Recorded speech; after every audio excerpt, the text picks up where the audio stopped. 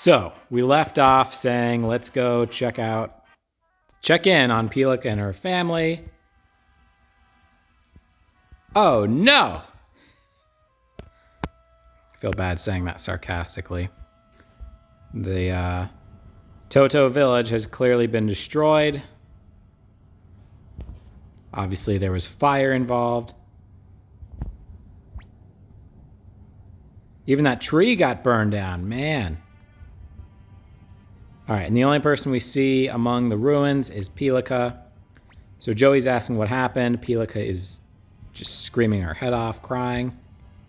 So her dad told her to go hide, and Pilika did that. Pilika heard lots of scary noises and came back. She took a peek. She said, and then, saw mommy and daddy. They're not moving, covered with sticky red stuff. That's blood, by the way. I don't know why I said that. Sorry. Stupid joke. All right. Zamza is just trying to catch up. Apparently something bad happened, according to him. Or he's wondering what happened. So Pilika understands the concept of death because of her cat that died, and she's realizing that her mommy and daddy are dead. So he says it's like going somewhere far, far away. And you know, growing up playing this, I was always like, Pilika's so annoying. But now that I have a kid, I'm like,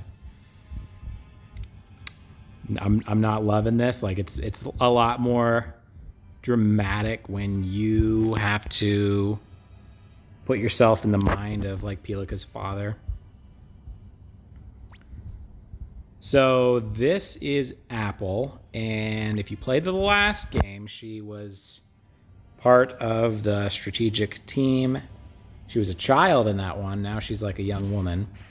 And she's saying it's this is the work of Prince Luca Blight, who we met at the very beginning of the book. Sorry. I have a book that I'm going to read after I finish this. And I like just peeked at it for a second and my brain said the thing that I saw.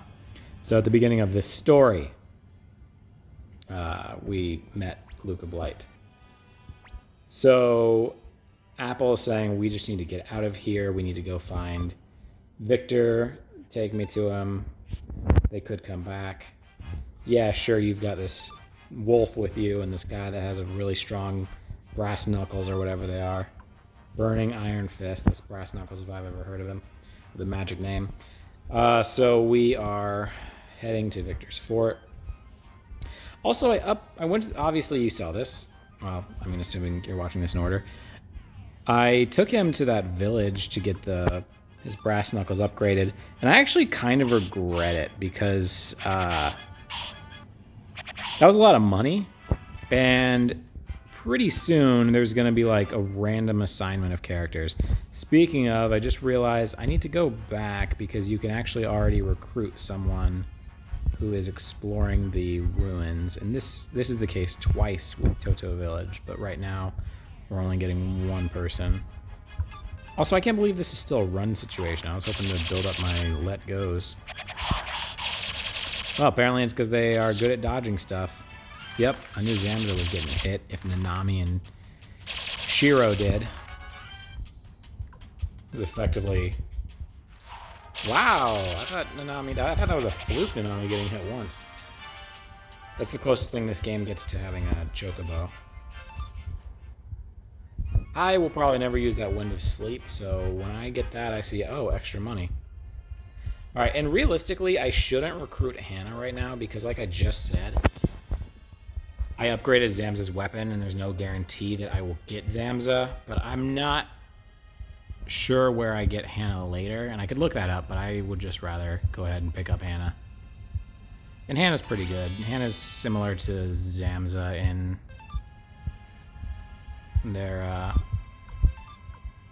their stats, I guess. I almost said specs, but that's like work lingo, and I'm on my lunch break. Thank you very much.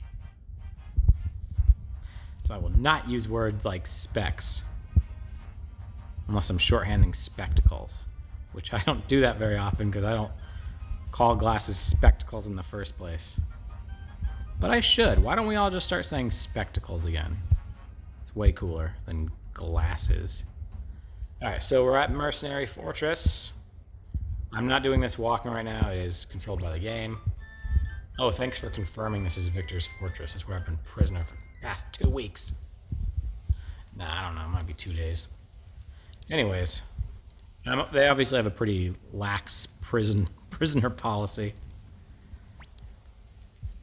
Alright, so Paul wasn't paying attention and asked who this is, but either way, we're getting a little backstory on Apple. She was a disciple of Matthew. Oh, wow, Flick didn't stay in the know. But also, we thought Flick died at the end, so... Yeah, Matthew, I can't really spoil this for you in case you play the first Suikoden. But he gets injured by someone. I can see his face, but I can't remember his stupid cartoon name. Anyways, he ends up, there's a traitor in your army in the last game, and he's the one who kills Matthew, because it's a pretty smart move, honestly. Like, he's the most important part of the army. It's just no one has access to him because he doesn't go into battle. And you actually know pretty early in the game that there's a traitor, so it's really hilarious that it's not like, well, we know it's not Flick and Odessa, so it's you, right? I want to say his name's Greg, but I know it's not. He usually looks like a Greg. All right, so they're saying, why don't you get some rest? And Joey has a moment, and this is kind of where he's realizing that he can't just be part of the Highland Army or the state. He's realizing he needs to take his destiny in his own hands. He's seen too many dark, terrible things. Oh, I just told him I can trust me. I didn't know what I was deciding right there, but... So,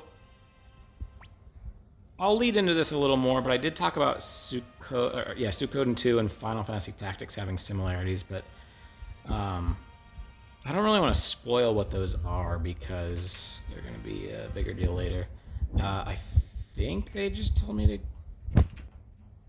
Or maybe Victor and Flick asked for me. Let me see what she says. She's probably going to be like, who do you want to recruit or bring with you? So I'm just going to leave that alone. Alright, there we go. No change there. Jack Black hosted the MTV Movie Awards. Sorry, I'm going to just pause so I can get this story out. So I'm not like, oh, yeah, now Victor's talking about going to get spears. That's happening in a second. So I'm just going to pause here. The MTV Movie Awards, back when those were cool. I don't know, they might still be cool. I'm not young anymore. But Jack Black and Sarah Michelle Gellar hosted in like 2001 or 2 when the Tobey Maguire Spider-Man came out. And Jack Black does a parody where he is like effectively Tobey Maguire. He gets bit by a spider and he wakes up, and instead of Tobey Maguire, he's a shirtless Jack Black, and he's like got his big belly and he's hairy, and he looks in the mirror and goes, oh my god, I'm hot. And then when he's like realizing his other Spider-Man like qualities, he goes, my hands are sticky and hairy. And he looks at the camera and says, no change there. So I just had to get that part out before I interrupt myself. So yeah, I wasn't joking about spears. That is the next thing. They're like, so we've got this lax prisoner policy. We are going to make you do stuff for us. So go find this guy that can fix our fire spears. And fire spears were a big part of the last war. Forged by the dwarves, if I remember correctly. And they shoot fire from their tips. So Victor just effectively let him get dusty, and now he needs them to be fine-tuned. So we need to go find a guy named Tsai of the Divine Spear. And you might as well just say yes, otherwise you're going to be like, oh, you can't do it? Okay, I guess we'll figure out what to do. And you have to say yes eventually. So we are given 2,000 potch. This is pure profit, because when you meet Tsai, he's like, you can pay me later. And it's like, yeah, we can. And I guess he takes it up with Flick. I don't know. Either way, that is not coming out of our pocket. That is just, I guess it's kind of like money laundering, right?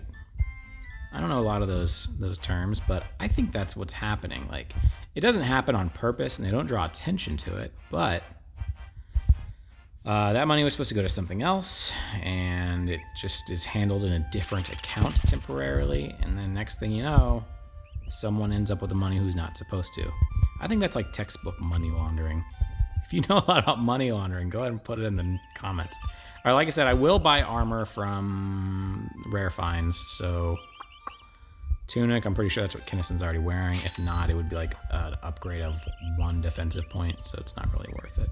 So I might as well sell it. I guess the other option is I could go ahead and blow all the money he gave me, and then it's like, hey, yeah, talk to Flick about the money. Also, like I said, I don't know if it's been 2 weeks or 2 days, but either way, like, I could totally have just been, like, gone forever, and then they don't get Tsai of the Divine Spear, and they're out 2,000 potch. It's pretty stupid of Flick. Like, I could have at least sent Gen with me. Gen? Probably Gen. Write in the comments if you think it's Gen or Gen. I don't know. Everyone always says, like, oh, make sure you're getting your subscribers engaged, and I'm just coming up with stupid stuff on the fly. Okay, so even though I've leveled up pretty well since then, I've got stronger friends, I'm still not going to take this board too lightly. In fact, I'm going to take it so not too lightly, I'll do the Loyal Dog attack. All right, Nanami is taking it lightly. She's goofing off. She's doing a fan dance. She's drinking tea. She's reading a book. Apparently it's hilarious, and she's having a snack. And she got 3 health out of it, so that's good. Glad she got to relax and have a snack. She deserves it. She worked hard. Man, I should have used Zamza's rune while I was at it. I mentioned there's an upside to her doing that, and I can do this family attack right away again because she is not unbalanced because she was chilling. I don't think it ever occurs where she does the family attack back to back. That might be a coincidence. That might... I don't know if it's like intentional, or I don't know if it's like, well, it's a 1 in 6 odds, so it's like rolling snake eyes. But either way, maybe it's maybe I've seen it and just forgot, but this is definitely a family attack situation. They should be able to wipe it out in one fell swoop. If not, I should be able to take out at least 4 of them because they're doing this good foundational attack and everyone gets an extra attack in. Oh, well, they took out 4 of them on their own, and then Shiro bit that spider to death. Speaking of spiders, I've been living in Georgetown, Texas for...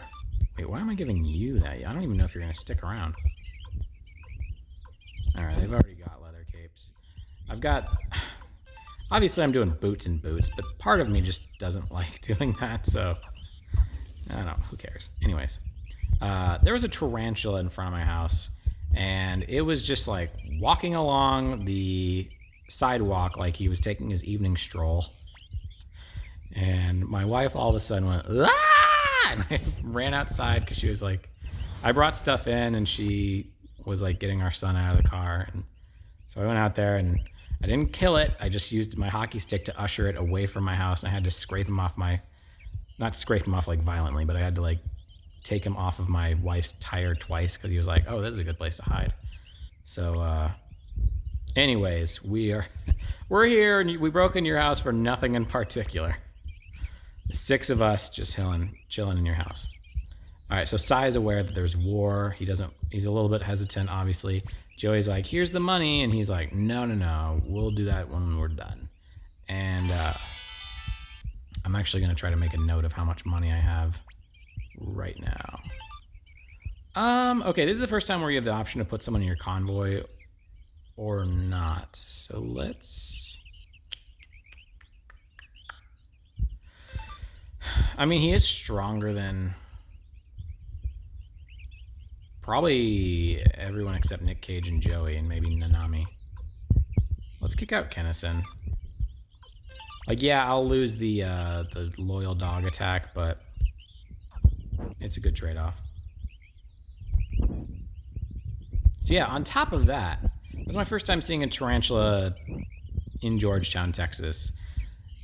in the 2 years that we've lived here. And then this morning, my wife screamed again because there was a scorpion on my carpet that my 15 or...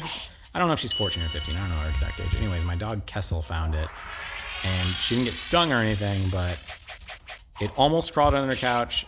Like I said, I didn't kill the tarantula, but I did kill the scorpion because I am not about having a mystery scorpion somewhere under my couch. And my couch is, it's a little bit hard to like move and take apart.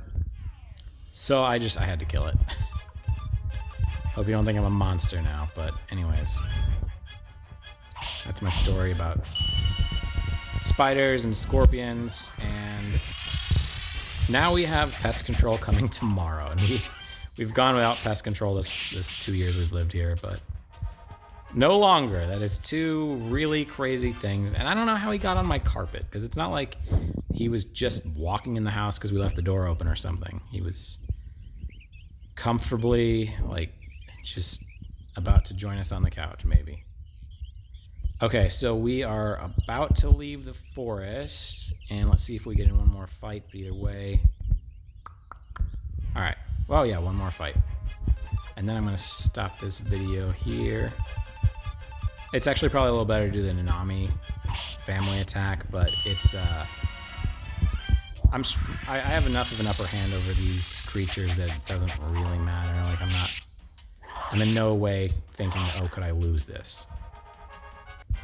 Like, I think Shiro on his own could take those guys out. All right, I'm going to stop there, and we will resume leaving the forest.